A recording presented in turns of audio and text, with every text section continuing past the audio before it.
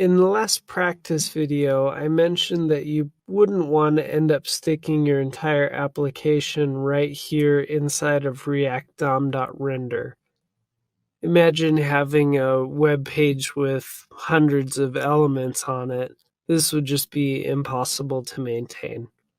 Back when we talked about why React was popular, one of the reasons we mentioned was reusable web components. We're going to get a chance right now to learn how to create functional components in React. The reason they're called functional components is simply because you create them by writing a function. I'm going to add some space here and create a new function called my app.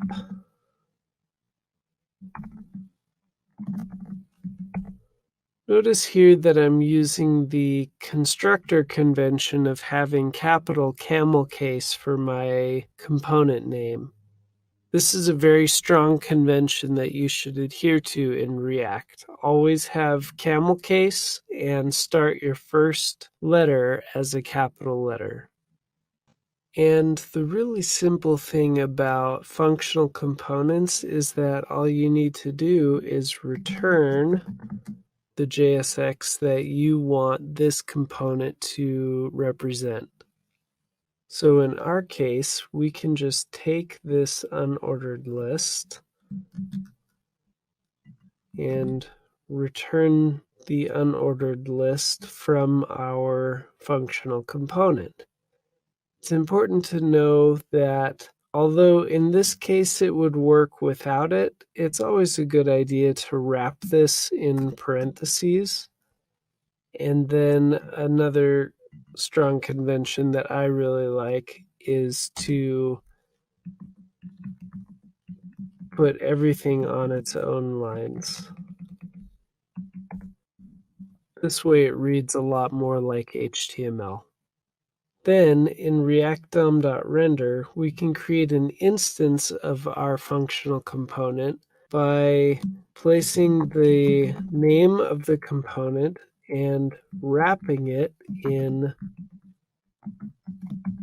JSX tags. Now notice that I've made this a self-closing tag.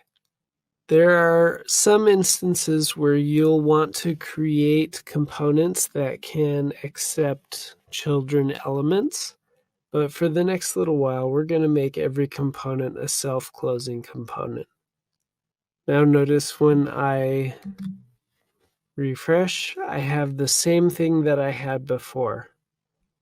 Now the same rules apply to our functional component as they did in React DOM.render. Meaning I can't return two different elements next to each other, like having another ordered list near this one. That just wouldn't work because our component needs to return a single JSX element, and here it's returning two. You can usually get around this by just wrapping everything in a div or whatever other element that you want to wrap it with. But in this case, we're just going to return the unordered list. So maybe you can start to see the power in doing this. We're going to be able to create our own components which contain pieces of JSX, which represent HTML in our final product, and we can start composing them together. Here I have a component that I created rendering React elements or JSX elements or HTML elements. But as we create more and more complex applications, I'm going to be creating components that render other components that I have also created. Eventually, it needs to boil down to a regular HTML element, but sometimes that can happen over the course of maybe dozens of your own React components that you created. Eventually, as we start to create more and more components, we're obviously going to split these into their own files. But for now, it's important to play with this and see what you can get to work, what doesn't work, and get a really good idea of how a functional component works. As we move on, we'll start to make our file structure more and more complex. Now that we've learned about basic functional components, let's put it to practice.